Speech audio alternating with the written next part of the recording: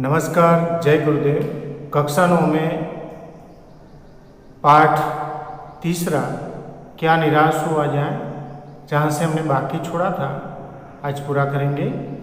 कैसे कहूँ कि मनुष्यता एकदम समाप्त हो गई है। लेखक बताते हैं कि मैं ये नहीं कह सकता कि इंसानियत जो है हमारे अंदर समाप्त हो चुकी है, मर चुकी है, ऐसा तो हम नहीं कह सकते।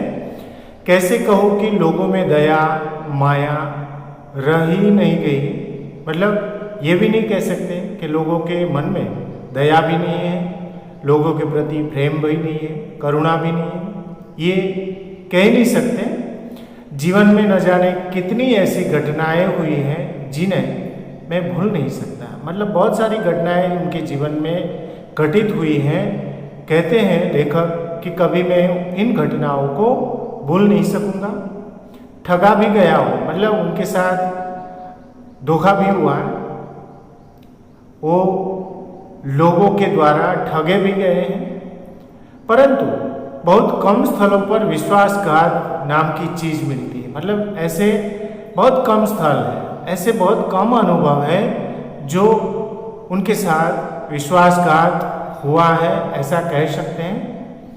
केवल उन्हीं बातों का हिसाब रखो जिनमें धोखा खाया है तो जीवन कष्टकर हो जाएगा। मतलब हमारे जीवन में बहुत सारी ऐसी घटनाएं होती हैं कि जिस घटना की वजह से हमें दुख होता है, तो उन घटनाओं को हमें भूलना चाहिए, भूल जाना चाहिए। उनको याद रखकर चलेंगे तो दुख के अलावा कुछ हासिल नहीं होगा।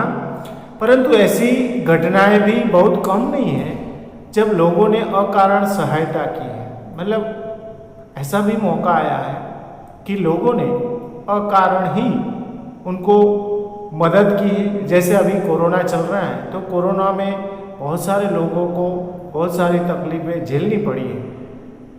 तो इन तकलीफ़ों को कम करने के लिए बहुत सारे ऐसे लोग भी हैं जिन्होंने, जो मुसीबत में फंसे हुए लोग हैं, उनको मदद भी पहुंचाई है।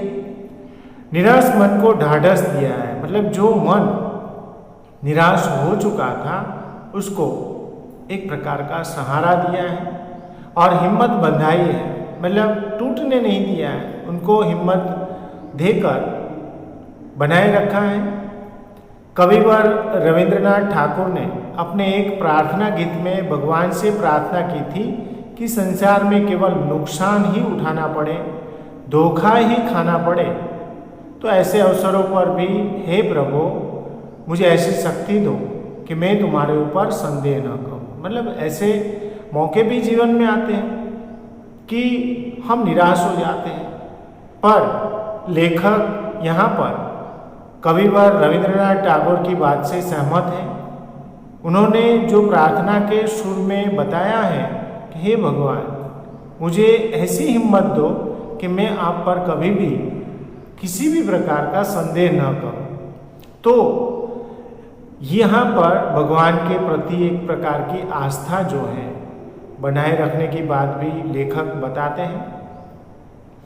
मनुष्य की बनाई गई विधियाँ गलत नतीजे तक पहुँच रही हैं, तो इन्हें बदलना होगा। मतलब बहुत सारे ऐसे रीति रिवाज हैं, कुरीतियाँ हैं, कुप्रथाएँ हैं कि जिनके कारण उसके जो नतीजे हैं, परिणाम जो हैं, वो गलत या खराब समाज को मिल रहे हैं, हमें भी प्राप्त होते हैं ऐसे गलत परिणाम जो हैं।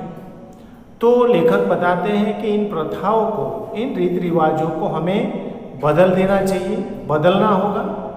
वस्तुतः आए दिन इन्हें बदला ही जा रहा है। मतलब समय समय पर इनमें बदलाव भी होता रहा है, लेकिन अब भी आशा की ज्योति बुझी नहीं है। मतलब है अभी भी आशा जीवित है कि समाज में जो बदियाँ हैं, बुराइयाँ हैं, वो एक दिन जरूर समाप्त हो जाएगी और फिर से हमारा जो महान भारतवर्ष वापस आ जाएगा।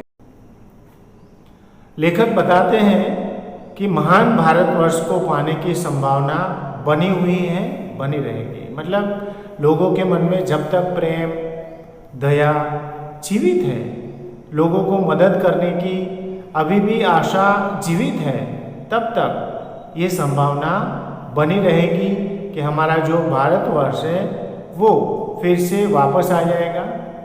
मेरे मन, निराश होने की ज़रूरत नहीं है। लेखक अपने मन को ही विश्वास दिलाते हैं और एक प्रकार का सहारा भी देते हैं कि हे मन, तुम्हें निराश होने की कोई ज़रूरत नहीं है। तो यहाँ पर ये पाठ पूरा होता है।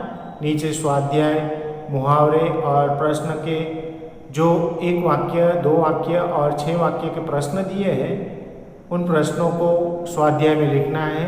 साथ ही साथ यहाँ पर मुहावरे, शब्द समूह के लिए एक शब्द, विशेषण, भाववाचक संज्ञाएं और विरोधी शब्द, ये सब व्याकरण में लिखना है। आशा करता हूँ कि आपको ये पाठ समझ में आया होगा। धन्यवाद। जय गुरु।